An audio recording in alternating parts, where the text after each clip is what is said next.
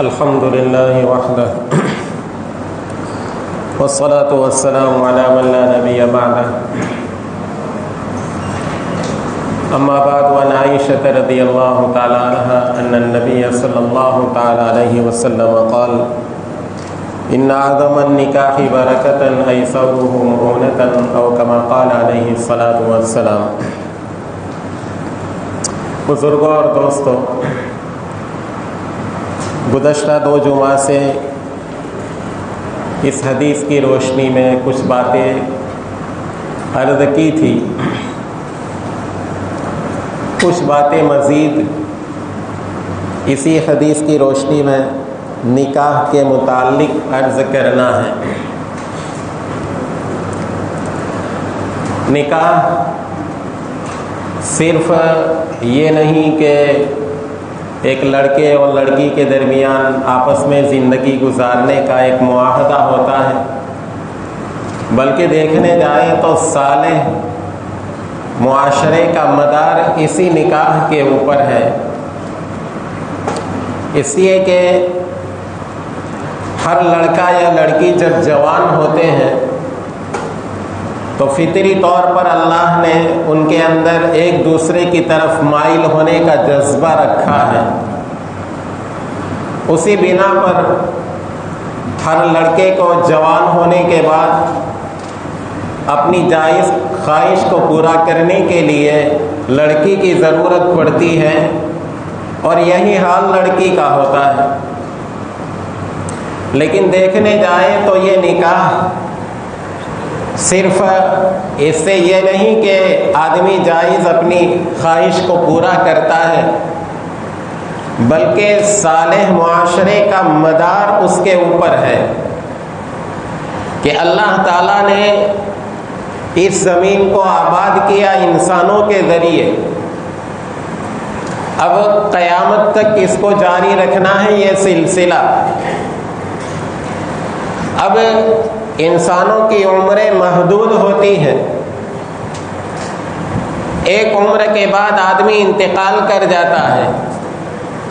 اب اللہ کو یہ دنیا آباد رکھنا ہے، اب ظاہر ہے یہ دنیا آباد رکھنے کے لیے ضروری ہے کہ یہ آپ جو ہے توالد و تناسل یعنی اولاد کے پیدا ہونے کا سلسلہ چلتا رہے۔ تو ادھر نکاح جو ہے وہ آدمی کرتا ہے، وہ ایک تو یہ ہے کہ بھائی اس سے مقصد یہ کہ بھائی آدمی حرام کاری سے بچ جائے اور اپنی خواہش کو جائز طریقے سے پورا کرے، لیکن ساتھ ساتھ جو ہے وہ نکاح کے مقاصد میں بھی یہ بھی ہے کہ بھائی نیک اولاد جو ہے اس کے ذریعے حاصل ہو۔ اسی لیے اللہ کے نبی صلی اللہ تعالیٰ علیہ وسلم نے ہدایت دی، تزوجوا الولود الودود فإنی مکاثر بکم الامم یوم القیامہ، کہ ایسی عورتوں سے نکاح کرو جو پورا حق کے محبت ادا کرنے والی اور بچے جننے کی جن میں صلاحیت ہو۔ اسی بچے پیدا ہونے کے نتیجے کے اندر پھر ایک معاشرہ وجود میں آتا ہے۔ اب اگر یہ نکاح شرعی طور پر نہ کیا جائے اور آزادانہ طور پر لڑکے اور لڑکیاں اپنی خواہش کو پورا کریں تو ظاہر ہے اس کے نتیجے کے اندر حرام اولاد وجود کے اندر آتی ہے اور پورے معاشرے کو بگاڑ کے رکھ دیتی ہے۔ آج امریکہ اور یورپ کے ممالک کے اندر آزاد خیالی کی بنا پر یہ سلسلہ بڑھتا جا رہا ہے، اور جس کے نتیجے میں حرام اولاد کی اتنی کثرت ہو گئی ہے کہ جس کے نتیجے کے اندر پورے معاشرے کا ڈھانچہ ان کا بیٹھ گیا ہے۔ اور وہاں کے متعلق آپ سنیں گے کہ وہاں جو فارم ہوتے ہیں اسکول کے یا اور کوئی بہت سے ملکوں کے اندر، کہ عام طور پر ہمارے یہاں فارم کے اندر لڑکے کا نام پھر باپ کا نام، وہاں پر باپ کا نام ہی نکال دیا گیا ہے، کیونکہ ایسے بچوں کی کثرت ہے کہ جن کے باپ کون ہے پتہ ہی نہیں۔ تو اللہ نے ہمیں کتنی اچھی شریعت دی کہ ایک شرعی طریقے سے آدمی نکاح کرتا ہے، اور شرعی طریقے سے نکاح کرنے کے نتیجے کے اندر اپنی خواہش کو پورا کرتا ہے، اس پر ثواب ملتا ہے۔ نیک صالح اولاد وجود میں آتی ہے، اب جب دونوں میاں بیوی نکاح کے بندھن میں بندھے ہوئے ہوتے ہیں کہ ایک دوسرے کے اوپر ایک دوسرے کے حقوق جیسے عائد ہوتے ہیں، اللہ نے اس نکاح کے نتیجے کے اندر جو اولاد ان کو دی، ان اولاد کی پرورش اور ان کی تربیت کی ذمہ داری بھی دونوں کے اوپر عائد ہوتی ہے، جس کے نتیجے کے اندر لڑکے کی اور لڑکیوں کی، بچے اور بچیوں کی صحیح تربیت ہوتی ہے، اور اسی صحیح تربیت کا نتیجہ ہے کہ آج ہم نمازی ہیں، آج ہم مسجد میں ہیں، اور آج ہم دینی باتیں کہہ اور سن رہے ہیں۔ خدا نخواستہ اگر اس نظام کے اندر گڑبڑی آ گئی، اس کے اندر خلل آ گیا، تو پورا معاشرے کا ڈھانچہ بیٹھ جائے گا، اور اس کے نتیجے کے اندر ہم جس خوشگواری کی زندگی گزار رہے ہیں، یہ خوشگواری کی زندگی پھر ایک خواب بن کر رہ جائے گی۔ اللہ پاک نے ہمیں یہ ایک اچھی شریعت دی ہے، اچھا طریقہ دیا ہے، حضور صلی اللہ تعالیٰ علیہ وسلم کا اسوہ دیا ہے، نمونہ دیا ہے۔ حضور اکرم صلی اللہ تعالیٰ علیہ وسلم نے صرف یہ نہیں کیا کہ آپ نے نمازیں پڑھ کے دکھائی، آپ نے روزے رکھ کے دکھائے، آپ نے حج کر کے دکھائی، آپ نے راہ خدا میں جہاد کر کے دکھایا، صرف یہی نہیں کیا، آپ نے خرید و فروخت کر کے بھی دکھائی، سودا سلف کر کے بھی دکھایا، اور اللہ کے رسول صلی اللہ تعالیٰ علیہ وسلم نے نکاح کر کے بھی دکھایا، اور آپ نے متعدد بیویوں سے نکاح کیا، اور جہاں آپ کی اولاد ہے وہاں پر آپ کے نواسے بھی ہیں، آپ کی بیٹیاں بھی ہیں، آپ کے داماد بھی ہیں، اور یہ ساری معاشرتی زندگی آپ نے امت کے سامنے اس کی کتاب پوری کھول کر رکھ دی۔ ازواج مطہرات نے معائشہ رضی اللہ تعالی عنہا سے آپ کی خانگی اور آپ کی یہ معاشرتی زندگی کی زیادہ تر احادیث منقول ہے۔ تو اللہ کے رسول صلی اللہ تعالیٰ علیہ وسلم اتنے بلند مقام کے اوپر ہونے کے باوجود کہ خدا سے جن کا رشتہ ہمیشہ جڑا رہتا تھا، لیکن امت کی تعلیم کے لیے آپ نے امت کے لیے یہ نکاح کا گوشہ بھی تشنا نہیں چھوڑا۔ آپ نے خود نکاح کیا، آپ نے خود عورتوں کا مہر ادا کیا، آپ نے خود نکاح کا پیغام دیا، آپ کے اولاد ہوئی، آپ کی بیٹیاں ہوئی، آپ کے نواسے ہوئے، آپ کا ایک خاندان چلا، اور آپ نے یہ سارا کے سارا نظام امت کے سامنے کھول کر رکھ دیا اور بتلایا کہ اگر نکاح کرنا ہو، کامیاب نکاح اگر چاہیے، لقد کان لکم فی رسول اللہ اسوۃ حسنہ، رسول کی ذات تمہارے لیے زندگی کے ہر پہلو میں عمدہ نمونہ ہے۔ اب اس کو ہم پکڑے رکھیں گے، حضور اکرم صلی اللہ تعالیٰ علیہ وسلم کے اسوہ اور نمونہ کو زندگی کے تمام پہلوؤں کے اندر اور زندگی کے تمام شعبوں کے اندر حضور کی تعلیم ہم اپنائیں گے، اس میں 100% کامیابی کی گارنٹی اور ضمانت ہے۔ اور اگر حضور کے طریقے کو چھوڑا، حضور اکرم صلی اللہ تعالیٰ علیہ وسلم کی سنتوں کو پامال کیا، تو نتیجہ اس کے خلاف ہونا ہی ہے۔ لہذا یہ نکاح کے جو ایک لازمی عمل ہے، ایک لازمی عمل ہے اور ہر ایک کو اس کی ضرورت پڑتی ہے، یہ کہاں ہو سکتا ہے کہ شریعت میں اس کے متعلق تعلیم اور ہدایتیں موجود نہ ہوں؟ لیکن جیسے میں نے کہا تھا، اگلی جمعہ کو بھی کہا تھا کہ مختلف قسم کی رسومات ڈال کر اس کے مقاصد میں ہم نے بڑا خلل ڈال دیا ہے۔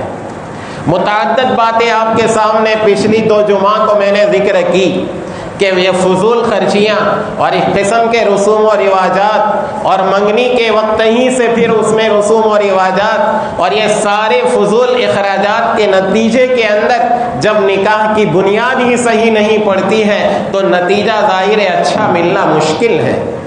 لہذا شروع ہی سے اسلام نے جو ہے اس کے بارے میں ہدایتیں دے رکھی ہے۔ لڑکی کیسی پسند کرے وہ بھی بتلایا، کس طریقے سے پسند کرے وہ بھی بتلایا، نکاح کیسے کرے وہ بھی بتلایا، اور نکاح جس کو ہم نے آج ایک بہت بڑی مصیبت بنا لیا کہ آدمی بیچارہ مہینوں پہلے پریشان ہو جاتا ہے کہ گھر کے اندر نکاح ہے، گھر کے اندر نکاح ہے، گھر کے اندر نکاح ہے، مہینوں سے پہلے سارے لسٹ جو ہیں وہ بننے تیار ہوتے ہیں، اور اس کے نتیجے کے اندر اب ظاہر نکاح ہوتا ہے، اب نکاح ہوتا ہے سنت کے خلاف ہوگا، رسومات کی پابندیوں کے ساتھ ہوگا، تو سنت کا نور نکلے گا اور رسوم کی ظلمتیں اور تاریکیاں ضرور آنے والی ہیں۔ اگر ہم نے اپنے قریب کے اپنے لڑکے یا لڑکی کی نکاح کے اندر سینکڑوں بلب جلا دیے، ہیلوجن جلا دیے، سینکڑوں روشنیاں کر دی، قمقمے جلا دیے، روم کو بہت روشن کر دیا، لیکن اگر رسومات کو ادا کیا ہے تو ان روشنیوں سے کچھ کام نہیں چلے گا، یہ رسومات کی تاریکیاں نکاح کے مقصد میں ضرور خلل ڈالیں گی۔ اور اگر نکاح بالکل سیدھا سادہ ہے، شریعت کے مطابق ہے، رسوم و رواج کی پابندی کے بغیر ہے، تو انشاءاللہ اس نکاح میں برکت ہوگی۔ یہ حضور اکرم صلی اللہ تعالیٰ علیہ وسلم کی گارنٹی ہے۔ اللہ کے نبی صلی اللہ تعالیٰ علیہ وسلم نے صاف بتلا دیا، ان اعظم النکاح برکتن ایسرہ مؤونتن، جس نکاح میں محنت کم سے کم ہو وہ بڑا بابرکت ہوتا ہے۔ لہذا جتنی رسومات ہمیں اس کی پابندی کے بغیر نکاح کریں گے تو انشاءاللہ نکاح کے اندر برکت ہوگی۔ اب مختلف قسم کی رسوموں کی میں نشاندہی گزشتہ 2 جمعہ سے کرتے چلا آ رہا ہوں۔ ایک رسم جو ہے وہ ہماری، جیسے میں نے بتلایا تھا کہ بھائی گزشتہ جمعہ کو نکاح میں 2 خرچ ہیں شرعی اعتبار سے، ایک خرچ تو مہر کا ہے اور دوسرا خرچ ولیمے کا ہے۔ بھائی آدمی کی جتنی استطاعت ہو اتنا مہر دے اور جتنی استطاعت ہو اتنا ولیمہ کھلائے، اور ولیمے کے اندر بس نام و نمود نہیں ہونا چاہیے، شہرت پسندی مطمح نظر نہیں ہونی چاہیے، سنت کی نیت سے ولیمہ کھلا دے، جتنی اللہ نے استطاعت دی ہو اسی کی بقدر کھلا دے۔ اب اس کے علاوہ دوسرے جتنے خرچے ہیں وہ نکاح میں کوئی ضروری نہیں۔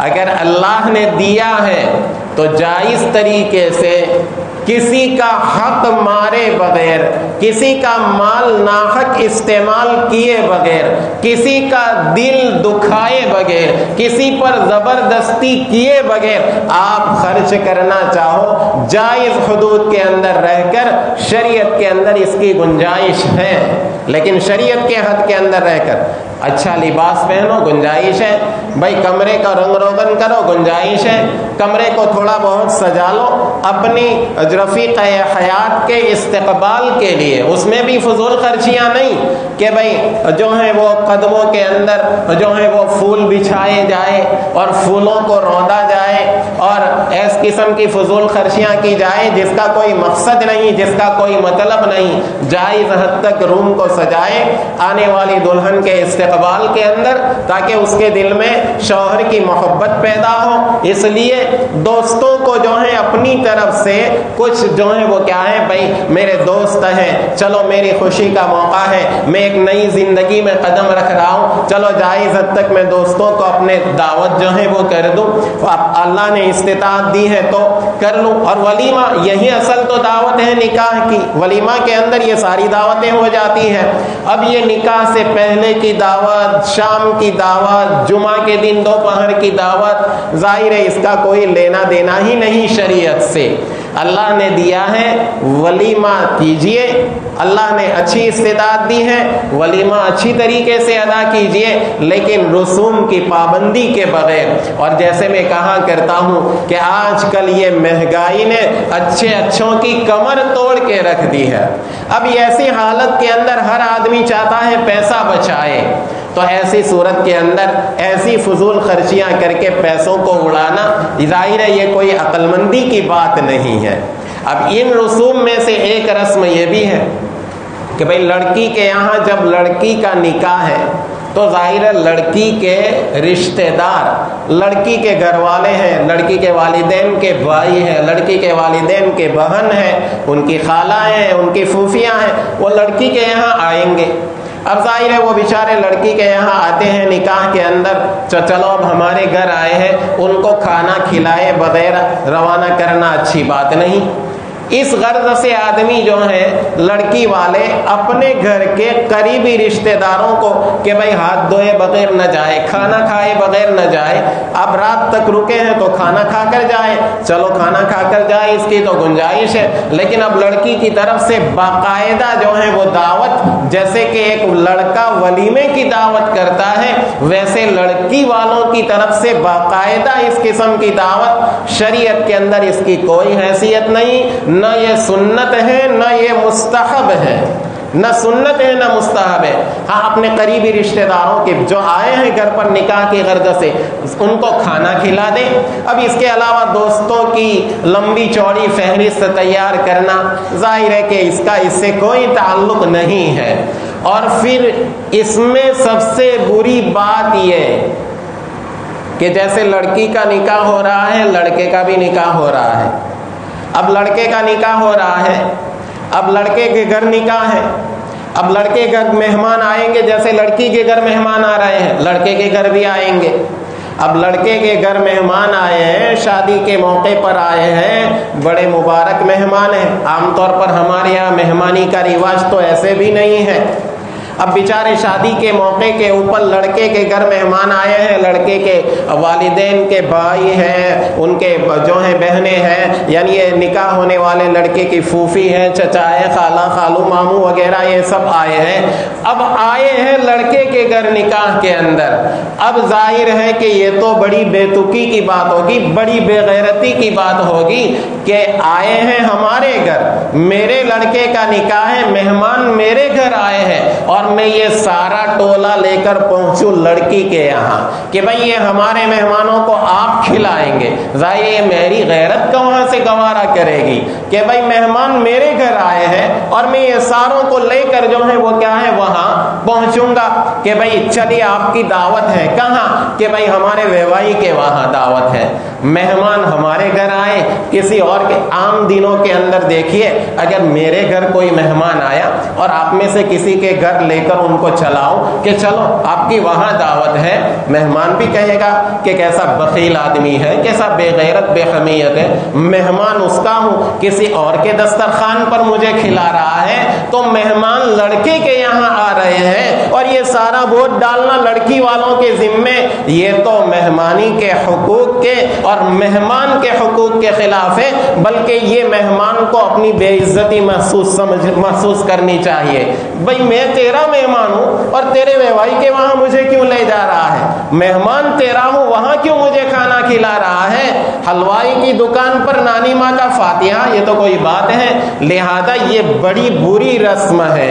लड़के वालों को गैरत आनी चाहिए कि खुद है अपने मेहमानों को लेकर लड़की वालों के घर जाकर खाना, ये अच्छी बात नहीं है। लिहाजा ये रस्म को भी निकालना चाहिए। बहुत सी मर्तबा बेचारे लड़की वाले शर्मा शर्मी में दबाव में कहते हैं कि भाई आपके घर वालों का हमारे यहाँ खाना, भाई चलो दामाद को बुला लिया कि भाई हमारे दामाद हुए हैं, चलो आज हमारे घर जो है आपका खाना है, हमारी दावत है। बात समझ में आती है कि भाई दामाद को हमारे घर मेहमान आए हैं तो भाई मेहमान दामाद को भी देख ले, लिहाजा दामाद को दावत दे दे, बात अलग है। लेकिन ये दामाद अपने पूरे घर वालों समेत वहाँ पर जाए, ये बात तो कोई अक्ल में भी बैठने वाली है नहीं। और आम मतन जो रस्म रिवाज होते हैं उनका कोई सर और पैर होता ही नहीं है, उनकी जड़ कोई होती ही नहीं है। भाई क्यों? ये पहले से चला आ रहा है, ये पहले से चला आ रहा है।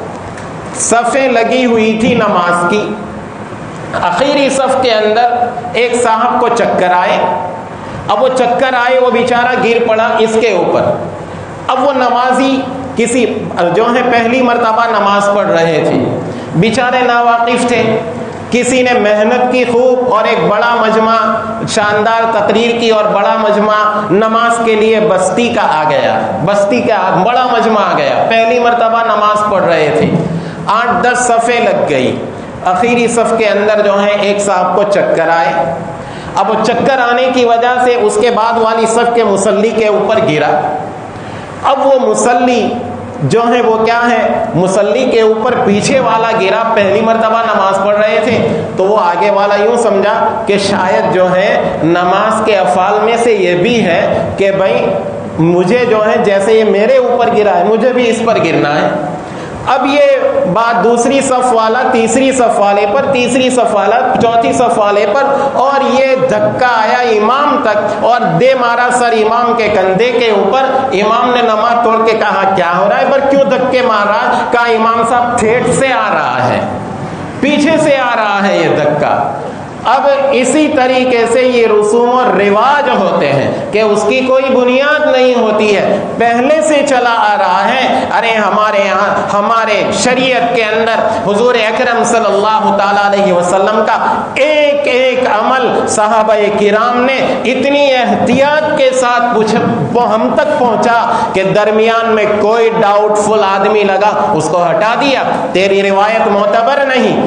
یہ سچے نبی کی تعلیم سچے راویوں کے ذریعے صحابہ کرام اور ائمہ دین کے ذریعے ہم تک پہنچی ہے، ان کا تو ہم جنازہ نکال رہے ہیں، اور وہ رسوم و رواج جس کا کوئی سر پیر نہیں اس کو ہم سینے سے لگا رہے ہیں۔ یہ کہاں کی عقل مندی؟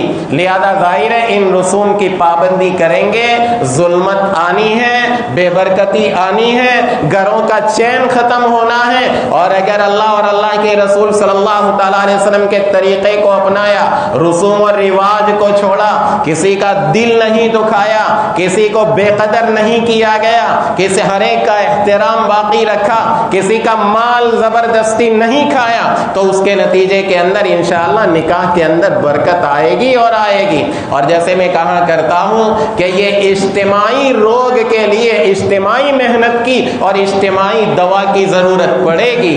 اگر وبا پھیل جائے تو ٹیکہ ہر ایک کو لگانا پڑے گا، چاہے اس کو وائرس لگا ہو یا نہ لگا ہو، لہذا ہر ایک کو محنت کرنی پڑے گی، ورنہ تندرست آدمی مجھے نہیں لگا ہے تو یہ وائرس اس تک پہنچنے میں دیر نہیں لگے گا۔ اگر یوں سمجھے میرا گھر بڑا دیندار ہے، مجھے فکر کی کیا ضرورت ہے، یہ میرے دروازے پر دستک دے رہے ہیں یہ سارے رسومات۔ اس لیے ہر ایک کو فکر مند ہونے کی ضرورت ہے، ہر دیندار کو ضرورت ہے، ہر ایمان والے کو ضرورت ہے۔ اجتماعی فکر ہوگی تو انشاءاللہ فائدہ ضرور ہوگا۔ بہت سی مرتبہ لوگ کہا کرتے ہیں کہ مولانا آپ بولتے ہیں لیکن کوئی فائدہ ہوتا ہی نہیں ہے۔ گزشتہ ہفتے کے اندر ایک لڑکی کا میرے اوپر فون آیا کہ مولانا ایک بات ذرا آپ سے کرنا ہے، کچھ وقت ہو۔ میں نے کہا ٹھیک ہے۔ کہا میں یوٹیوب کے اوپر آپ کی بات سنتی رہتی ہوں، آپ نے بتلایا یہ چیزیں ہمارے اور جو ہیں وہ کیا ہے، اس میں یہ سب شریعت کے اندر نہیں ہے، ہمیں تو پتہ ہی نہیں تھا۔